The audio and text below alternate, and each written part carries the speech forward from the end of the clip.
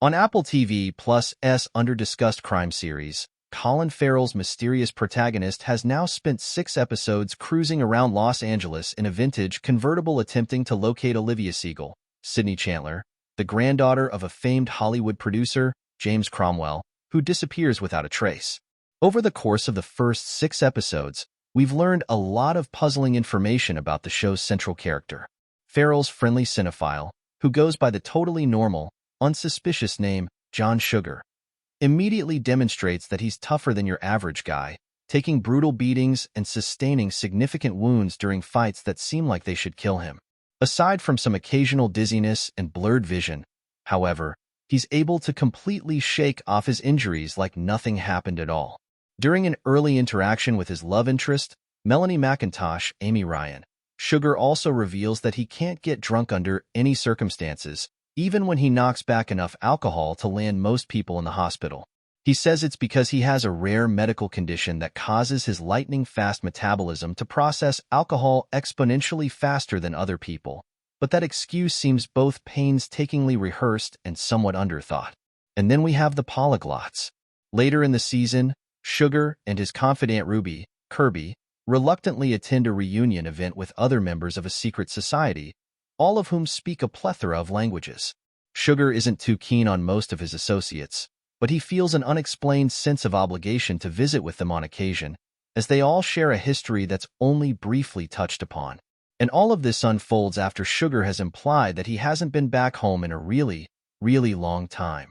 Sugar also continually references classic noir films starring Humphrey Bogart and Robert Mitchum. His constant shout-outs to old Hollywood, which are often visualized via brief cutaways to actual footage from the movies he mentions, make it abundantly clear that he's modeled his persona and aesthetic off of the PIs of cinema legend. Yet it all feels somewhat shaky, like it's an outfit that just doesn't quite fit. Sugar repeatedly proves himself to be a truly empathetic person with genuine concern for all the people he meets, so his fixation on the hard-boiled, morally dubious antiheroes of noir entertainment seems dissonant with his personality and worldview. So I repeat, what the hell is going on with Sugar? Friday's 6th episode ends with a truly bananas revelation that makes it all, more or less, make sense, though it'll certainly prompt as many questions as it answers.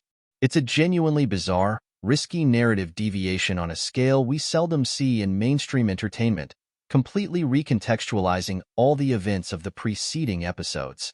After his investigation into Olivia's disappearance leads him into a conflict with Ruby, who, in an inexplicable act of betrayal, discourages the continuation of the case. Sugar drives to Melanie's place and locks himself in the bathroom, frustrated and exhausted from a nasty attack he barely survived. "Maybe tonight," he says in the voiceover. "Maybe it's okay to take a little break. Just a tiny little break. Just for tonight, go home." He injects his neck with an unusual-looking syringe, and, as he stares into the mirror, Detective John Sugar morphs into a bluish-grayish bald humanoid alien who looks like a cross between Dr. Manhattan and Drax the Destroyer. And the episode ends with 2 more chapters remaining in the season.